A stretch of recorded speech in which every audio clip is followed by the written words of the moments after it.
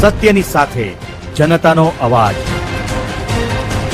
નમસ્કાર અને 24 ન્યૂઝ નેટવર્કમાં આપનું સ્વાગત છે। ગુજરાતના સૌથી મોટા સમાચાર આજની બ્રેકિંગ ન્યૂઝ છે। જંતર મંતર વિદ્યાર્થી આંદોલનના સમર્થનમાં થરાદમાં કોંગ્રેસનું ચક્કાજામ, કાર્યકરોની અટકાયત।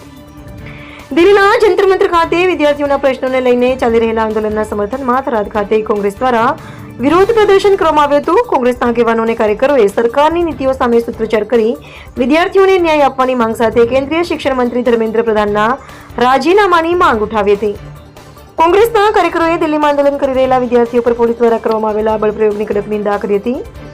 વિરોધના ભાગરૂપે થરાદ રેફરલ હોસ્પિટલ નજીક થોડા સમય માટે ચક્કાજામ કરવામાં આવ્યો હતો, જેના કારણે વાહન વ્યવહાર પર અસર જોવા મળી હતી। ઘટનાની જાણ થતાં પોલીસ કાફલો સ્થળ પર દોડી આવ્યો હતો। પોલીસે કાર્યકરોને સમજાવવાનો પ્રયાસ કર્યો હતો, પરંતુ વિરોધ યથાવત રહેતા કાયદોની વ્યવસ્થા જાળવવાના હેતુથી કોંગ્રેસના આગેવાનો અને કાર્યકરોની અટકાયત કરી હતી। કોંગ્રેસના નેતાઓએ જણાવ્યું હતું કે વિદ્યાર્થીઓના હિતોની અવગણના કરવામાં આવી રહી છે અને સરકાર તાત્કાલિક તેમની માંગણીઓ સ્વીકારી ન્યાય આપે।